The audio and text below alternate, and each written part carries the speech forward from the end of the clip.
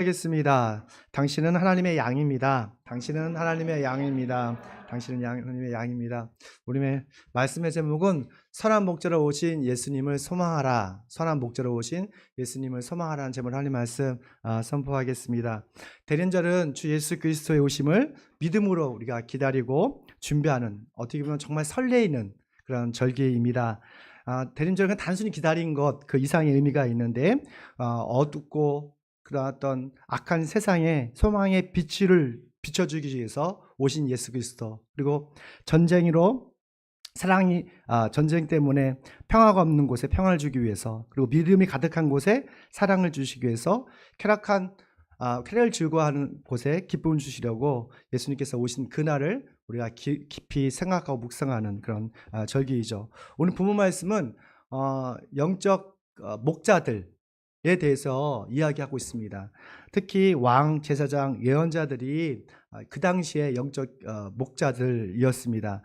그들에게 양을 맡겼는데 그들은 양들을 잘 돌보지도 않고 먹이지도 않고 방치하고 단지 양 털에만 관심이 있고 양고기를 탐내는, 착취하는 목자들에 대한 심판 메시지가 바로 34장 1절부터 우리 10절까지 이야기하고 있습니다.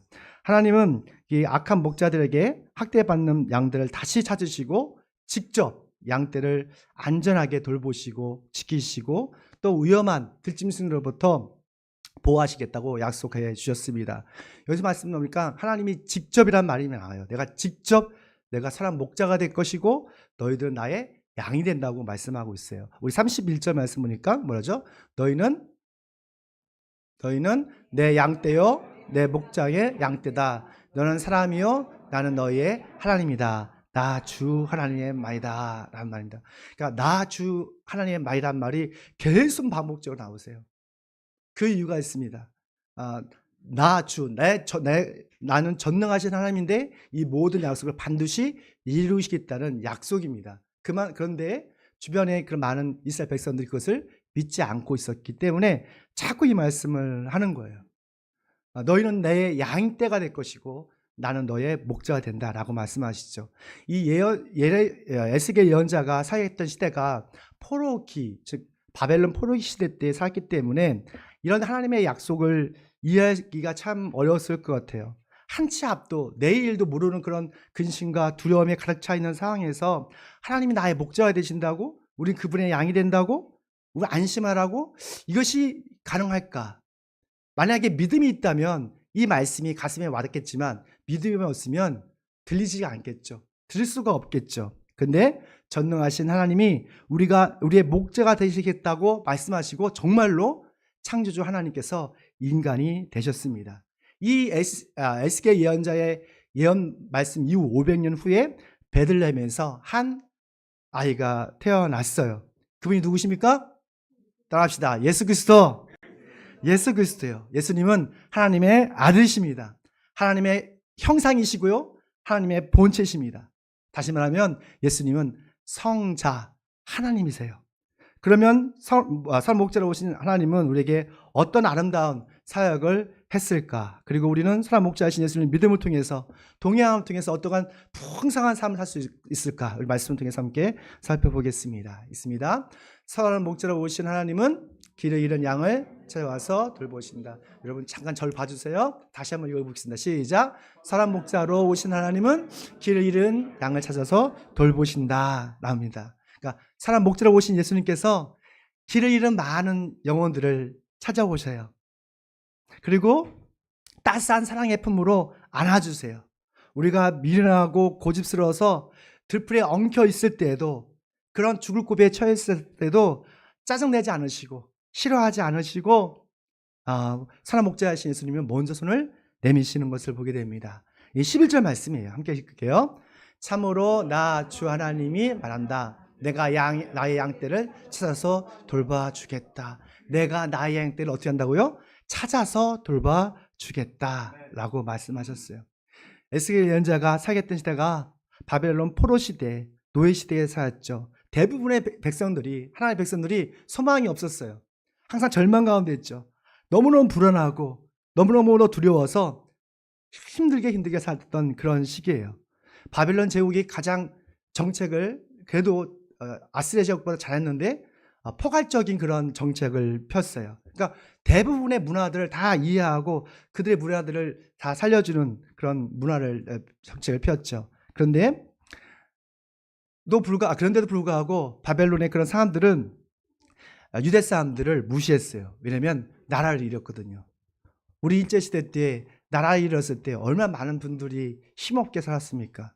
그런 것처럼 나라를 잃으면요 정말로 힘도 없고 소망도 없고 또는 어떻게 보면 그 힘없게 사는 것을 보게 돼요.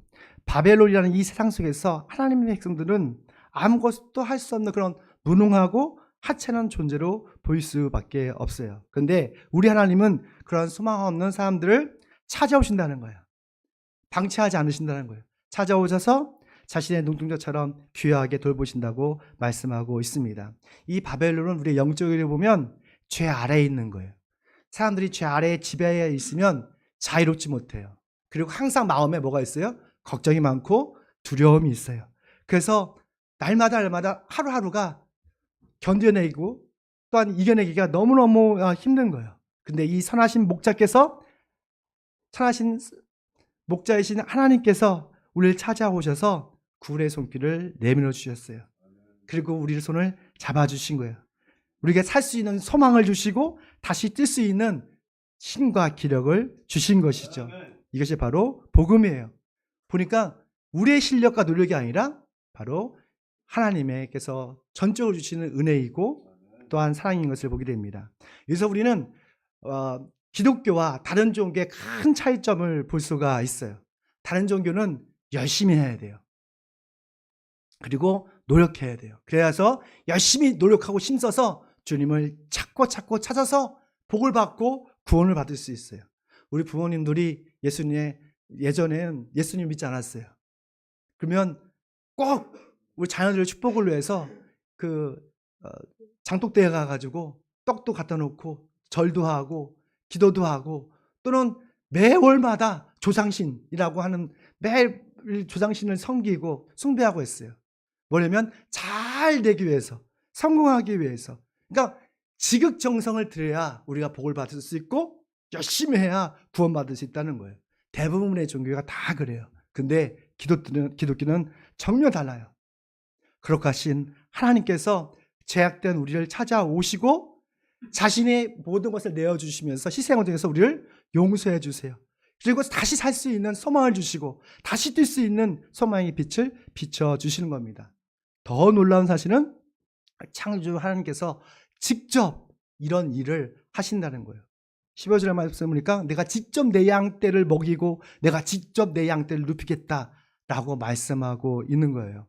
직접 하나님이 목자가 되셔서 세상에 오셔서 바로 우리에게 오셔서 길을 잃어버린 우리의 마음을 가장 바른 길로 인도하시고 또한 상처를 받은 우리의 마음을 치료하시고 회복시킨다고 말씀하고 있습니다. 그게 16절 말씀입니다. 함께 있습니다.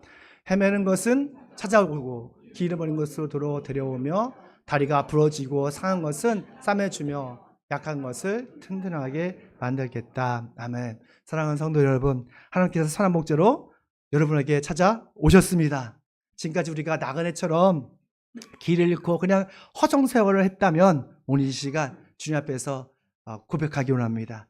우리의 마음을 주님께 내려놓으십시오. 이 순간에 그러면 주님께서 여러분 마음속에 찾아오셔서 가장 선한 길로 인도해 주실 걸 믿습니다. 사람 목자이신 하나님께서 길을 잃어버린 우리에게 소망의 빛을 비추실 걸 믿습니다. 또 우리가 마음을 상하고 또 우리 여러 가지 병든 우리 몸을 치료해 주시고 회복해 주실 걸 믿습니다. 두 번째입니다. 함께 있습니다. 사람 목자로 오신 예수님은 자신의 목숨을 바쳐서 양을 구원하십니다. 아멘. 우리 하나님 아버지는 신실하시죠. 신실하시다는 것은 반드시 약속을 지키신다는 거예요. 우리는 신실하지 못할 때가 참 많아요. 그렇지 않습니까? 아내와 남편과 약속하지만 그 약속에 끝까지 가지 못하는 경우가 많아요. 그렇지만 우리 하나님은 약속을 하시고 말씀하시고 반드시 그 약속을 지키시는 분이에요. 그래서 하나님께서 언약대로 다윗 후손에게 메시아 예수 그리스도를 보내주신 거예요. 우리 23절 말씀 읽겠습니다. 내가 그들 위해 목자를 세워 그들 먹이도록 하겠다. 그 목자는 내 종 다윗이다. 그 친히 그들을 먹이고 그들의 목자가 될 것이다. 그 목자는 내 종 다윗이다 라는 것은 메시아가 하늘에서 뚝 떨어지는 것이 아니라 다윗의 뿌리에서 나신다는 거예요. 성자 하나님 주 예수 그리스도께서 태어나실 것을 계시했던 것이죠. 놀랍지 않습니까? 고맙습니다. 반응을 보여줘야지. 내가 좀 설교할 맛이 나지. 그냥 멍 때리고 있으면 안 돼요. 네, 고맙습니다, 권사님. 힘이 납니다. 야, 요한복음에 보면 예수님은 나와 하나님은 하나다라고 말씀하셨어요. 나와 하나님은 하나다. 이 바리새인들 이것 때문에 예수님을 죽이려고 했던 거예요. 아니, 지가 인간인데 창조주 하나님, 우주와 하늘과 땅을 전 블랙홀까지 창조하신 그 하나님을 하나라고? 라고 말한 거예요. 그러니까 예수님은 자신을 하나님이라고 선포하셨어요. 성자 하나님이라고 하신 거죠. 성부 하나님 누구세요? 하늘에 계신 아버지 하나님이시죠. 그래서 예수님이 자신의 신적 존재를 알려주시기 위해서 오직 하나님만이 사용할 수 있는 어휘를 사용하십니다. 그게 바로 나는 곧 나다라는 거예요. 에고 에이미, 아주 헬라어로 에고 에이미, 나는 곧 나다 라고 말씀하셨어요.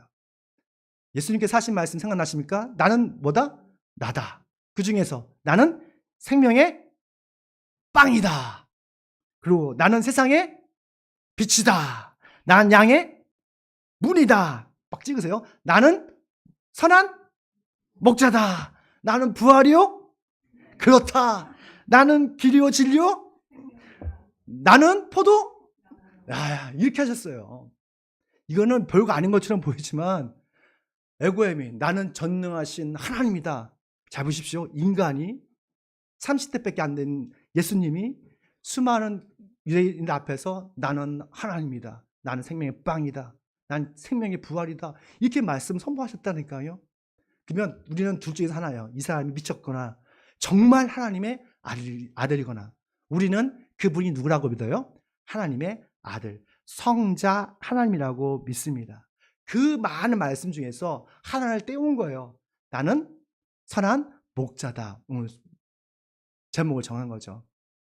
이렇게 선포하셨어요. 그러니까 성자 하나님과 성부 하나님은 동등한 삼일체 하나님이라고 자기 예시를 하신 거예요. 요한복음 10장 11절 말씀입니다. 있습니다. 나는 선한 목자이다. 선한 목자는 양들을 위하여 자기 목숨을 버린다. 아멘. 선한 목자가 있으면 나쁜 목자가 있겠죠. 그렇지 않습니까? 여러분의 직장에 있는 상사는 선한 목자예요? 나쁜 목자예요? 나쁜 목자예요. 그런 것 같아요. 일반적으로. 여러분의 집안에 있는 남편과 아내는 선한 목자예요? 나쁜 목자예요? 집에서 안 싸울까봐, 안 싸우기 위해서 선한 목자 같은 분이라고 말했습니다. 여튼 간에 선한 목자가 있고 나쁜 목자도 있어요. 그러나 선한 목자의 특징이 있습니다. 자신의 생명처럼 상대를 사랑한다는 것이죠. 그래서 악한 목자와 선한 목자의 큰 차이점이 있어요. 여러분, 악한 목자는 자신이 좋아하는 것을 얻기 위해서 일을 하지만 선한 목자는 상대를 위해서, 양을 위해 사랑하기 때문에 양을 위해서 일을 한다는 것이죠. 선한 목자는 양을 사랑하기 때문에 양을 구원하기 위해서 심지어 자기의 목숨까지도 내어놓으시는 거예요. 그분이 바로 2000년 전에 베들레헴에서 태어나신 예수 그리스도세요. 주 예수 그리스도를 소망하십시오.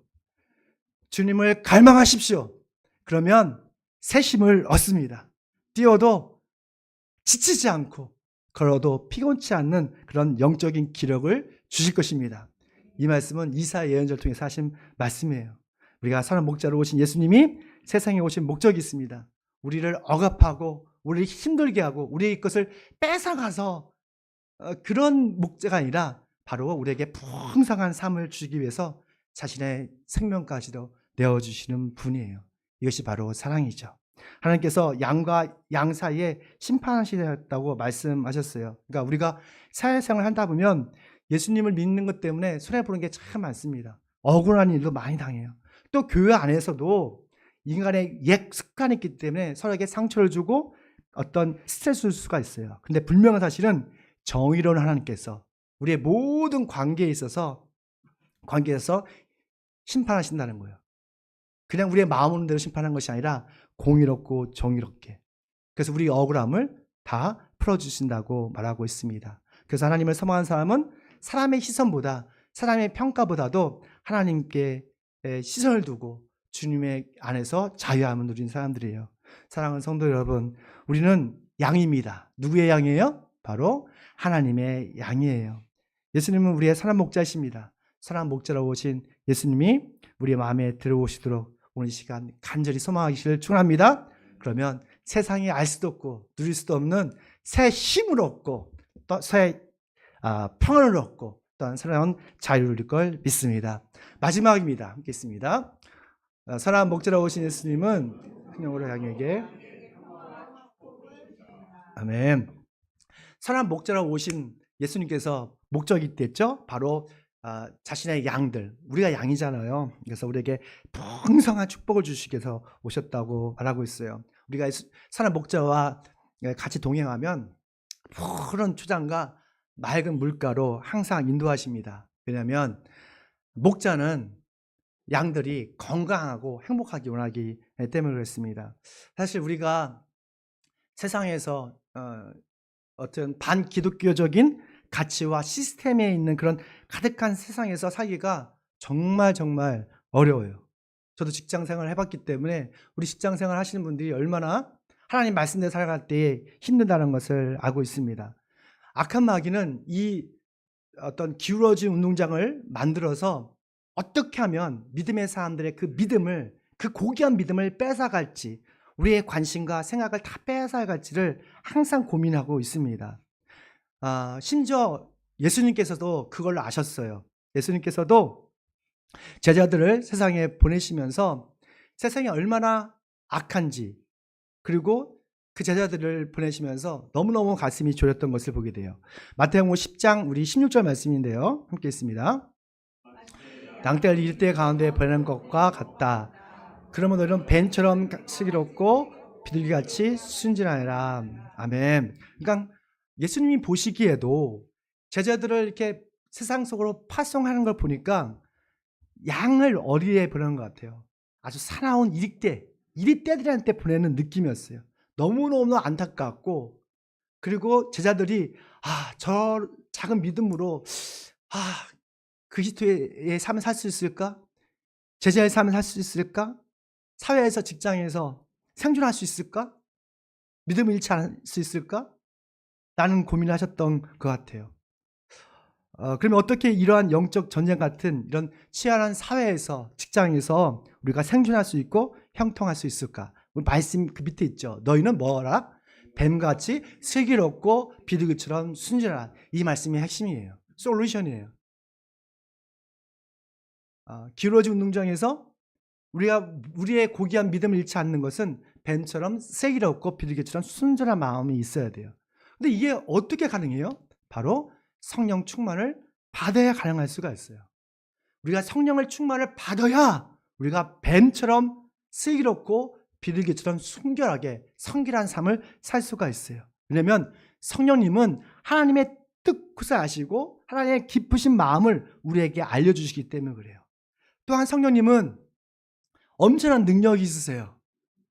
우리에게 힘을 주시고 능력을 주시고 또한 이 모든 어려움을 극복할 수 있는 지혜와 영적인 분별력을 주세요. 그래서 우리가 도저히 할 수 없는 그 일조차도 우리 한계를 넘어서 할 수 있는 능력을 주시는 거예요. 그래서 우리는 성령을 받아야 돼요. 성도 여러분, 성령 충만을 받으시길 축원합니다. 우리가 성령 충만 어떻게 받아요? 성령을 갈망해야지 받아요. 성령을 소망해야지 받을 수가 있어요. 근데 많은 그리스도인들이 성령을 소망하지도 않고 갈망하지도 않고 기대도 하지 않아요. 그래서 성령님께서 우리 안에서 역사하지 않으시는 거예요. 오늘 이 시간 성령을 갈망하시길 축원합니다. 우리의 시선이, 우리의 마음이 정말 성령님 오늘 이 시간 내 마음에 와주세요. 사람 목자로 오신 예수님을 통해서 내 마음을 충만케 해주세요. 그래서 이 두려운 마음이 사라지고 근심 걱정이 사라지고 내 마음의 자신감과 주님의 능력을 채워주세요 라고 고백하는 저희 되시길 축원합니다. 주님께서 임하시면 있잖아요. 주님께서 우리와 항상 동행하시고 안정감이 들어요.